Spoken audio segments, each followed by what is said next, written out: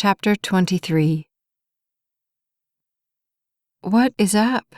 Lisa asked in barely concealed panic when she opened her door at nearly midnight to find him looking like he was about ready to jump out of his skin at any moment. "I'm sorry, I know it's late, but this couldn't wait." Jeff ran a frustrated hand through his hair.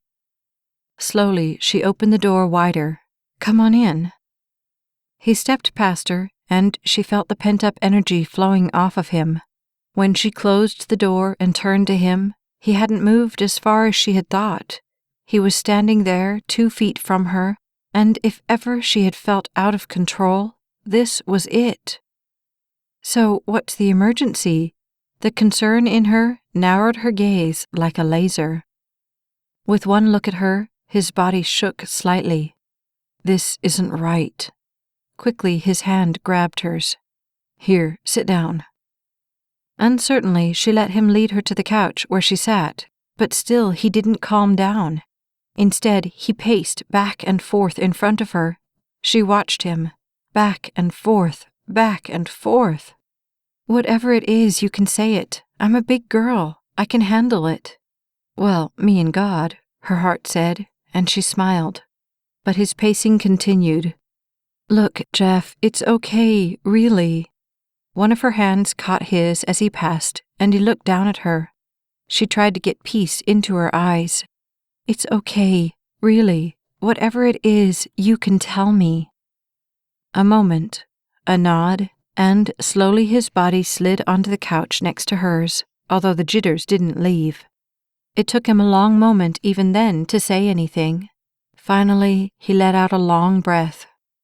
"I've known how I felt about you for a long time now, but I've had a hard time putting it into words."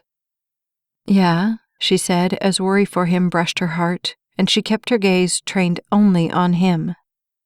When he looked at her and smiled, some of his nervousness slid away. "Before I met you, I didn't have much luck with girls. They didn't understand me, I didn't understand them. At least, that was my excuse. The truth was, I knew that sooner or later I would do something to ruin everything that got started. So, I just didn't start. I stayed in my little hole and hoped no one would notice me. It was easier that way. Then you came along, and all of a sudden, that little hole wasn't nearly as comfortable as it had been before. I can't explain it, but for the first time, I felt safe with you. Like I mattered too." "You do matter." He put a finger up to stop her. "Shh, I need to say this." She nodded wordlessly, and his finger dropped away. "There are 17 million reasons why I should have just walked away from this thing right from the beginning, but I couldn't. I couldn't because you make it safe for me to live, to be myself, even when I don't think myself is all that great. I like who I am when I'm with you, but I think that I haven't been honest with you about who that is." Her gaze searched his profile as he let go of her hand and took a breath. He closed his eyes to get the words out. "I didn't become a fireman to help or to save lives. I became one because I was trying to make up for something I did." His voice faded out, and her spirit fell with concern. He looked right at her then, and nothing in her could look away. "When I was 17, I got careless with some rags I was using on my car. My mom told me to put them away, and at the time I was mad at her, so I threw them on my workbench and left." The words slowed. "I heard the box drop. I can still hear that thud in my head. But I didn't go back to pick them up. I was mad, and I thought I had every right to be, so I left them there and walked out." Mom had a meeting that night. She had just left, and Dad and Kit were working on some computer program Kit had brought home from college. I went to my room and slammed the door, planning to mope there all night. All the words stopped as he sat squeezing the pain from his eyes and trying to breathe. Finally, he sucked in a ragged breath and forced himself to continue. "It all happened so fast. There was this unbelievable explosion. I didn't even know what it was at the time, but it knocked me off my bed. When I hit the floor, all I could think was that whatever had happened was bad. By the time I got to my door, there was fire and smoke everywhere. I couldn't see anything. It was just all smoke and flames. But I knew where Dad and Kit were working. It was in the direction that all the flames were coming from, so... Lisa knew him, and she knew what was coming, although he didn't speak the words immediately.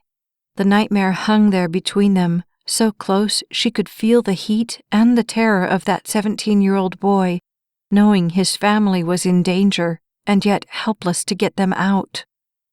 Unshed tears clung to him. He beat them back. I went as far as I could into it, but the smoke was just so thick, and the fire was everywhere. He shook his head. Finally, I got down on my hands and knees and started crawling, yelling their names, listening for them so that maybe I could find them. I don't know how long I crawled like that. It could have been minutes, it could have been hours. I heard something once, and I tried to get to it, but when I got to where I thought it was, there was nothing there. At least, I couldn't see anything. All I remember is knowing that if I didn't get to them, no one else would. He exhaled slowly. The next thing I remember is the fireman dragging me out onto the lawn. I looked up, and I remember how bright the stars were. Then I remembered why I was out there and who was still in the house. I begged the guy to go back in and find them. That's all I could think. Get them out. Please, just get them out. The words stopped for a long moment, and then he shook his head. He shouldn't have gone back in. It was too dangerous. I know that now. He shouldn't have gone back in, but he did, because I asked him to.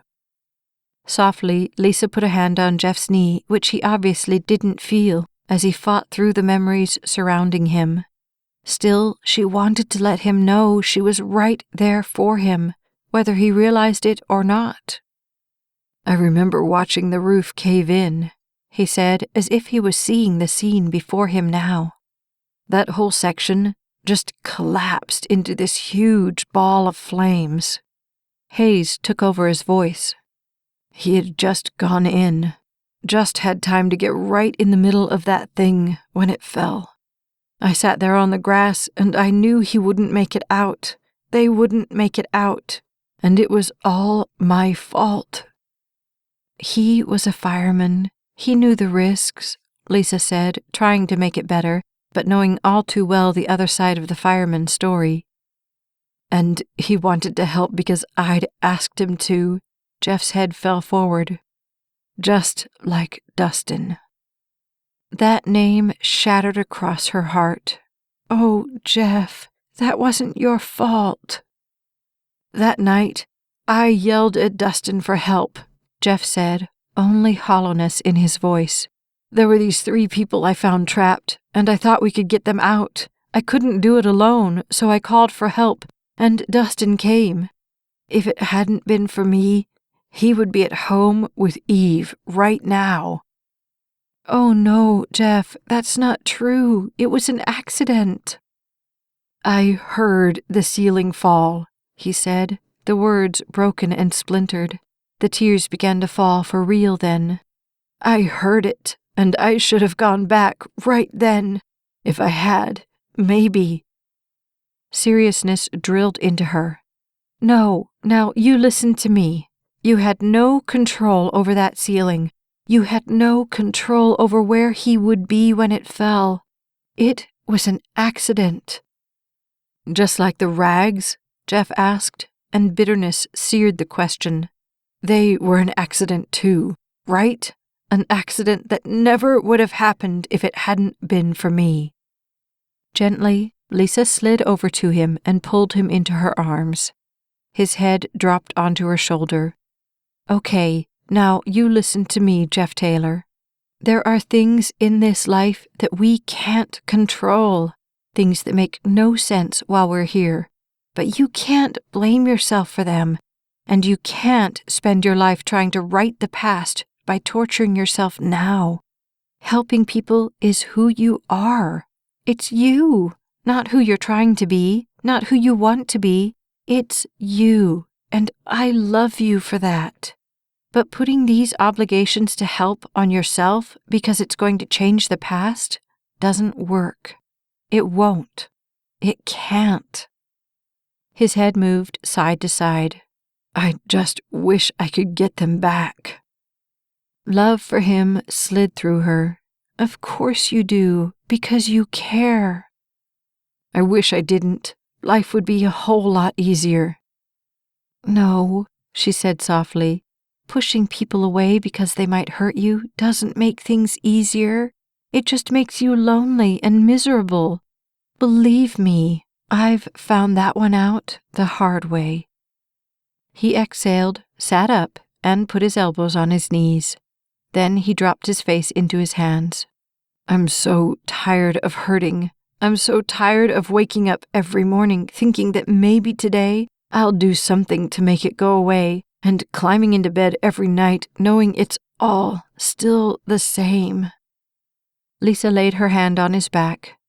You're still punishing yourself, torturing yourself for something you had no control over.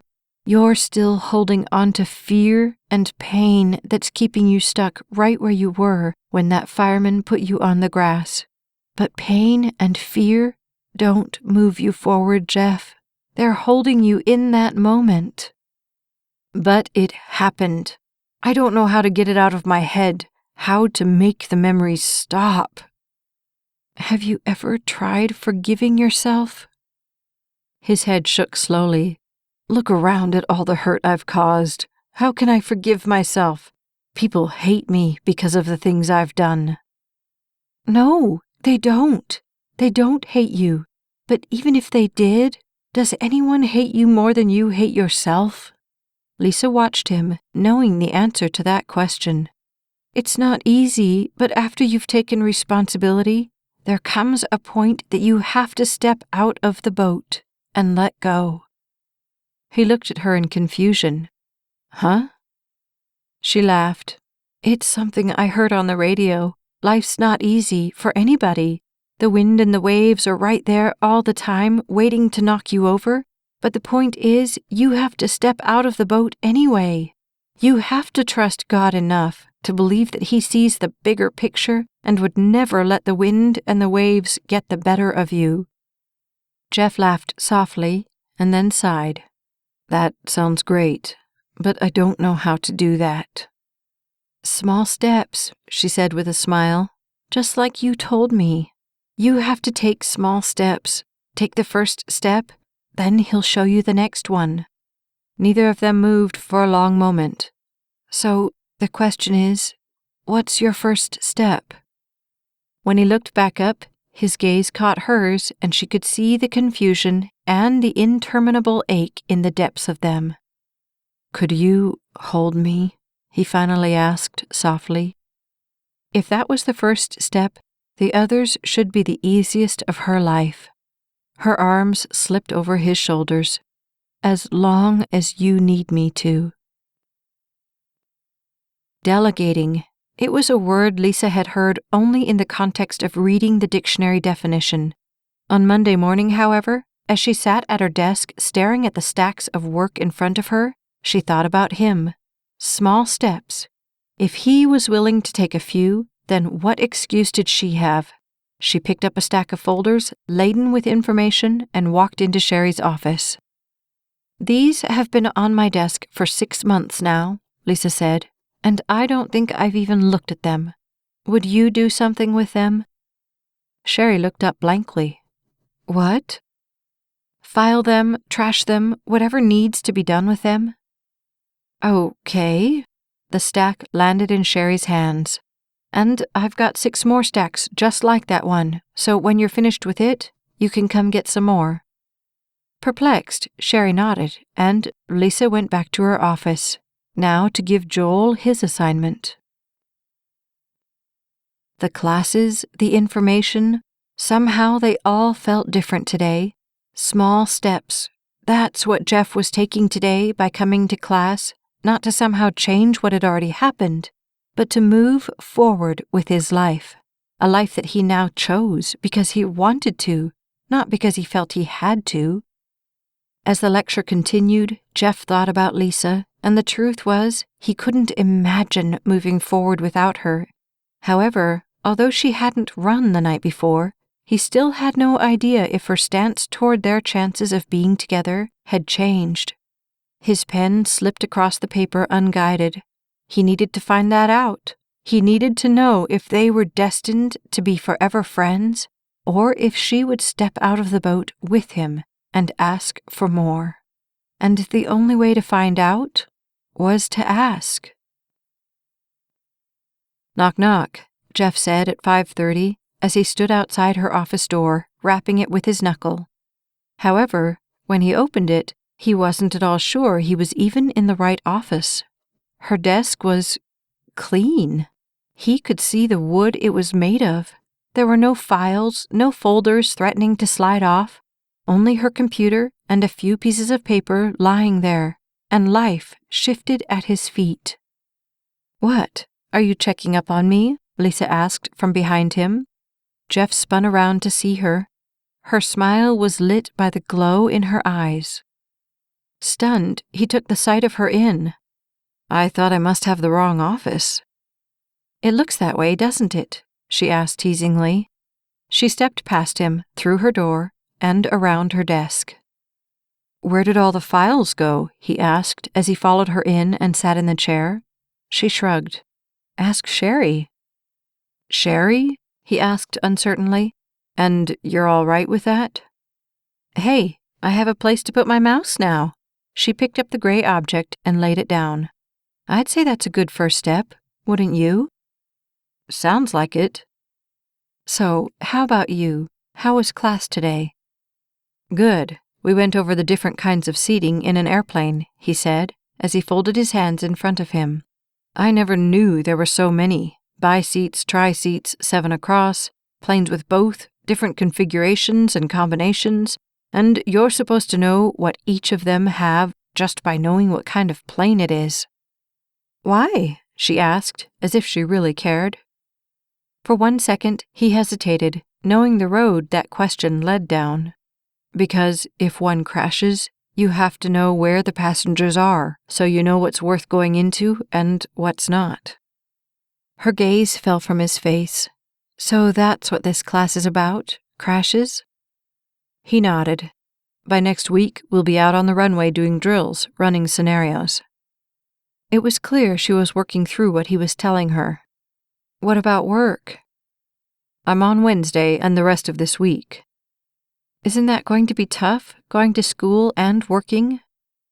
"It's not so bad. I did it last month and it was okay. But then—" He pulled himself up with his elbow and looked over at her, hearing the words but not getting them all the way to his mouth.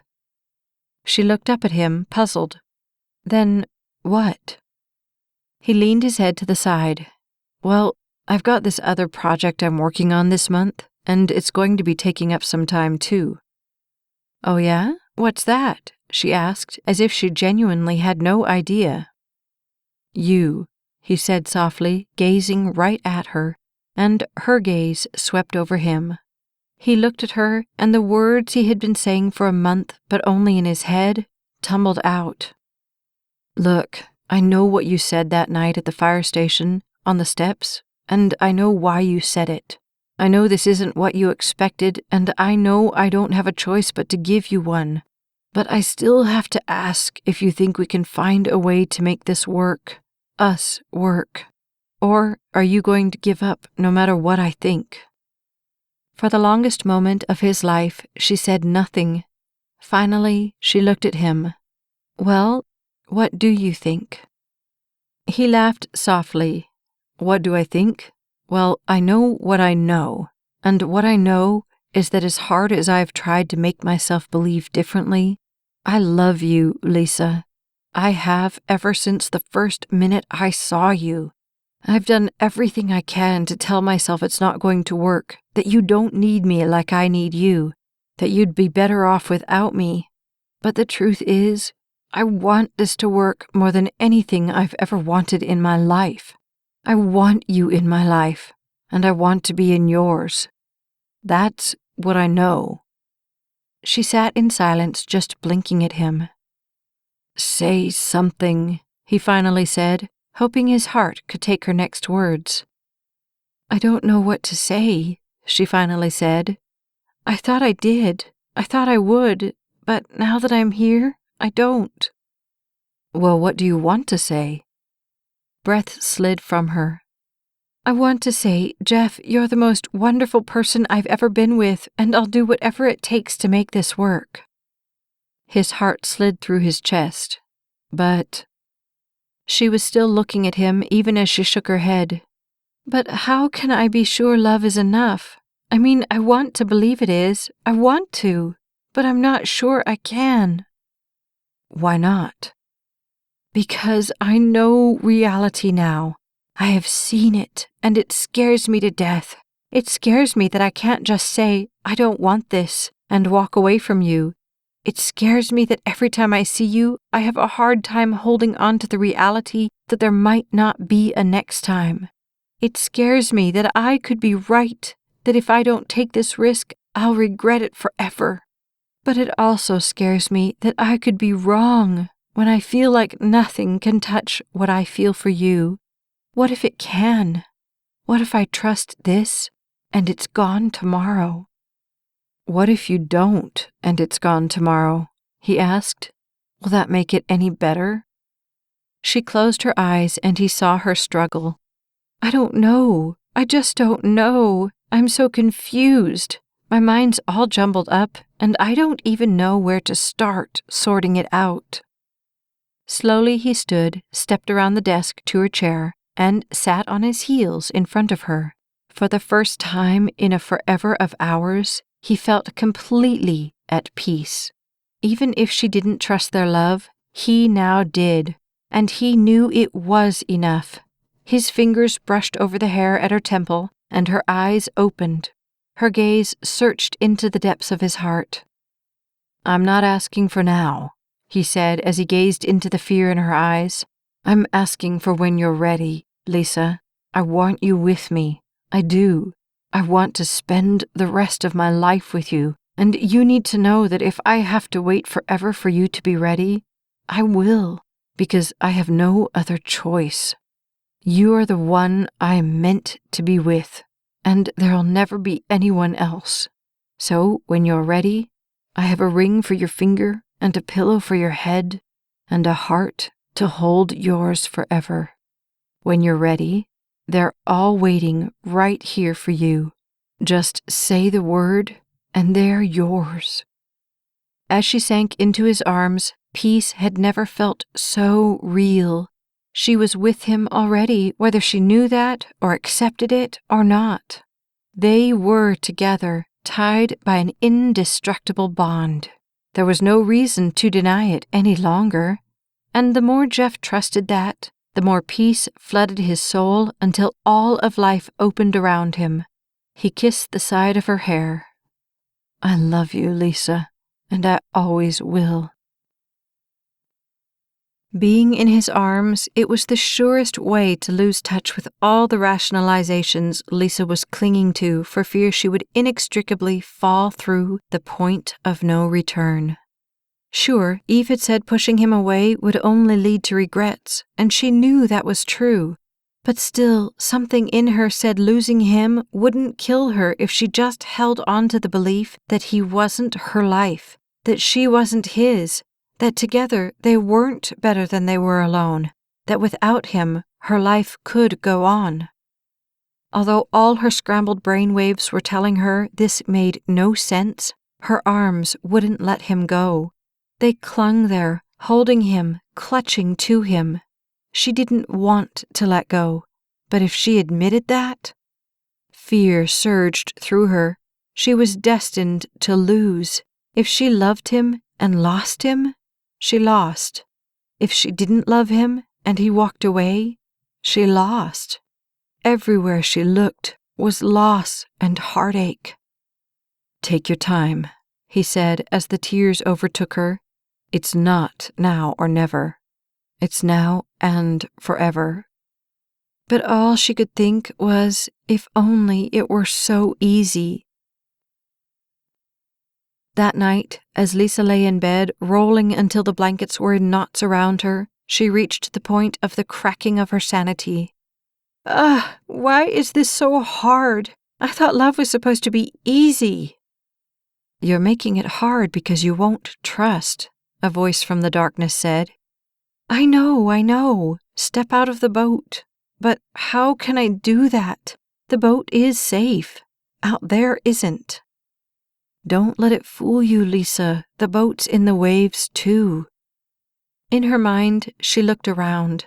The voice was right. The little boat she was so furiously clinging to was being smashed at on all sides by the winds and the waves. But I don't know how to do that. I don't know how to trust like that. Let go. Just let go and believe I'll be enough to hold you up. Her body hurt. Searing pain screeched through her as she held on, fighting to right her world on her own. Until you trust, love is just an illusion. Love can't live where there's no trust. But what if I fall? If the possibility of falling were not there, trust would not be necessary. If you could do it all on your own, love would not be necessary. If trust and love were not necessary, there would be no need for other people or for me. But those things are not true, and you know they aren't. They are manufactured beliefs that you thought would keep you safe. But they won't. You know that now. So let go of them. I'm trying. No, trying is not doing. Doing is doing. Let them go, Lisa. You can't hold on to them and be free. It doesn't work that way. Squeezing her eyes closed against the shards of pain slashing through her, her own words drifted back to her. Torturing yourself by holding on to fear and pain is keeping you stuck right where you are. And where she was in a sinking boat, clinging to beliefs that were holding her back from really living. Slowly, her stifling grip eased from the fear that she had held so close to her heart for so long. It was the fear that said people would always let her down, that she could trust no one, that alone was better than being hurt. But as she let go, she realized that alone hurt too. That fear wasn't keeping her from getting hurt, it was keeping her in the hurt, permanently. The handhold on the boat slipped from her grasp, and after one small drop down, she was floating, sustained by a power that was not her own. On her own, she had struggled and fought to make life safe for herself, never really feeling the safety she so desperately sought. On the wings of this power, however, she was safe. She could feel it even now. It wasn't a mere feeling. It was a part of her, simple as that. And Jeff? She asked, knowing the answer would be there. What does your heart say? Her spirit laughed. There was no question about that. Lisa called him the next morning, the moment the sun broke through her window, but he was already gone for work. She called him at the station when she got to work, but they were out training. That was all right, she thought, as she laid the phone in the cradle. Some things are meant to be said in person anyway. All day she thought about him, and all day her thoughts were not those of fearing for his safety, but of knowing that he was with her, no matter what. So, when the clock wound around to after 5, she gathered her things and drove home to get ready. It wasn't a date, but it felt like the biggest one of her life. With her hair down and the soft pastel blue dress swirling at her ankles, Lisa took one more look in the mirror. Accepting at a fire station wasn't exactly her idea of romantic, and yet, in a strange way, it made more sense than accepting anywhere else. As she drove through the streets, she remembered the day she had run away from this life, but it wasn't with the guilt she had thought she would feel. To be where she was now, out walking on the waves, It was necessary to have been in that boat first. Without trust, there is no love, and without risk, love would mean nothing. Without the wind and the waves, walking like that would not be the miracle she now felt it to be. She checked her watch when she got out at the fire station. 7:22. Stand down time. With a snap, she opened the station door and stepped into it. However, in the next breath, she realized the station was empty. No trucks, no people. "Hello?" she called, but no one answered. Her gaze dropped to the waves at her feet, and for one moment the fear returned. No, she told herself firmly. Jeff's worth trusting, and so is God. Resolutely, she looked back up. That's when she heard the door open down the hallway. Her feet carried her forward. "Hello? Is somebody there?" "Yeah," the voice said from the depths of the hallway. When he broke into the station, Dante smiled broadly. "Well, if it isn't Lisa. How are you doing?"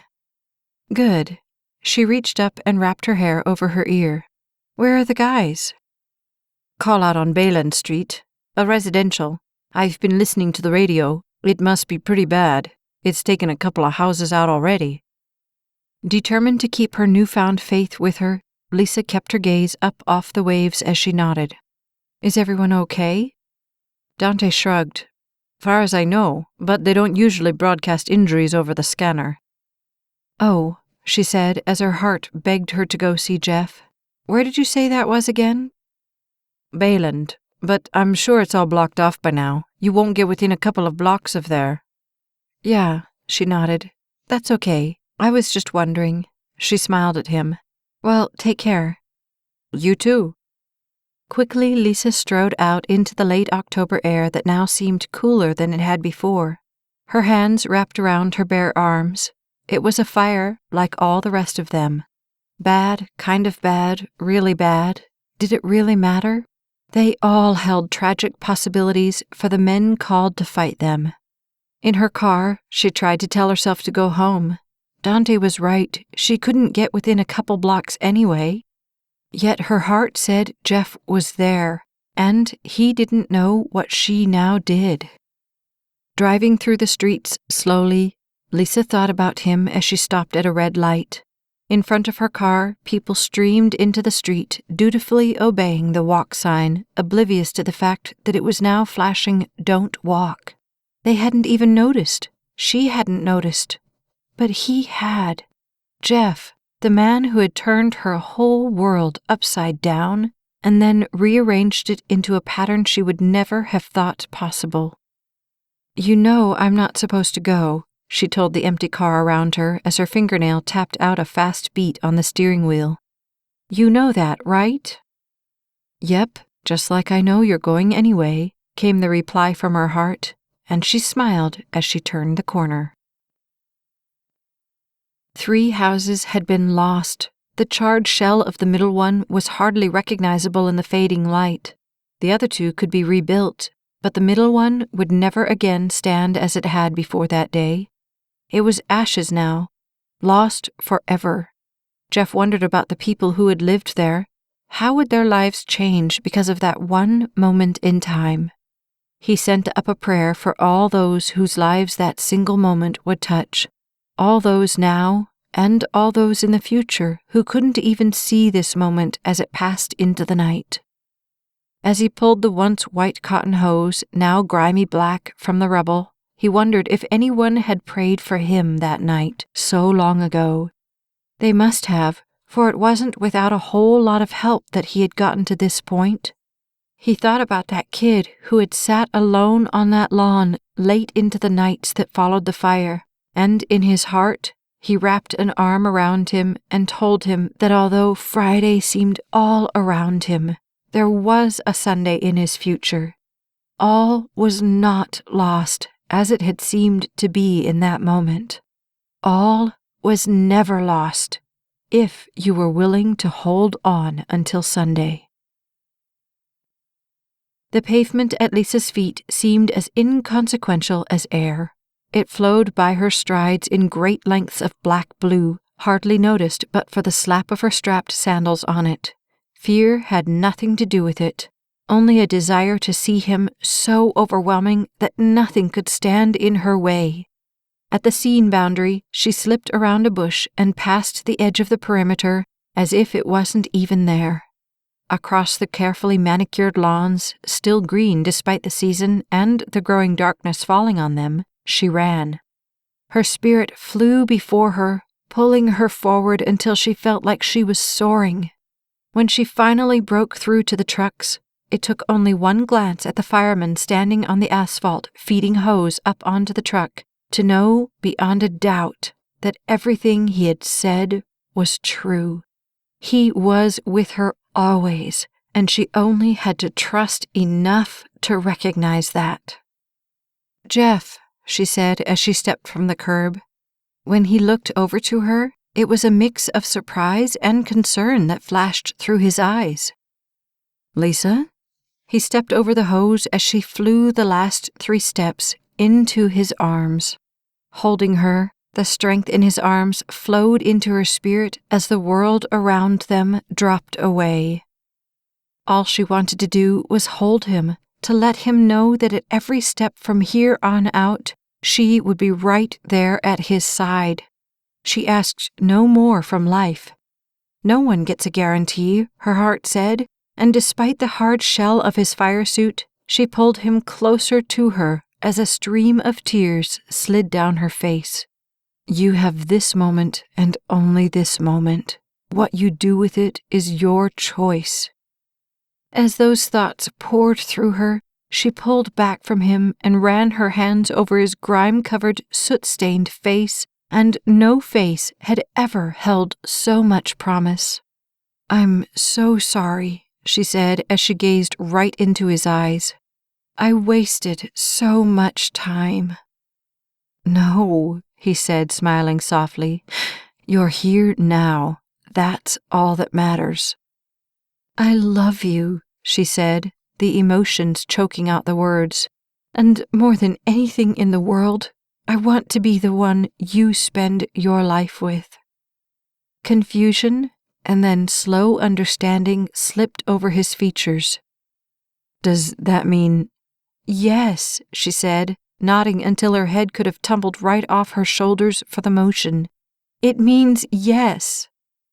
His eyes closed in disbelief at the words, and in the next breath, she was once again in his arms, jumping through the point of no return like it was a simple mirage.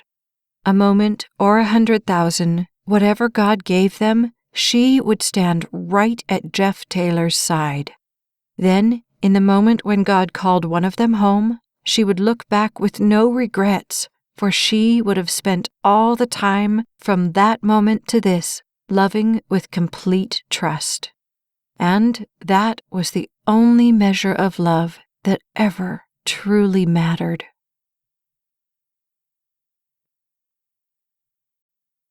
This has been To Protect and Serve, Volume 1 of the Courage series. Written by Staci Stallings, narrated by Becky Dowdy. Copyright 2012 by Staci Stallings. Production copyright 2014 by Staci Stallings. This has been a Braveheart Audiobooks production. You don't want to miss what comes next. Like and subscribe to the Staci Stallings YouTube channel so you never miss a second of the story.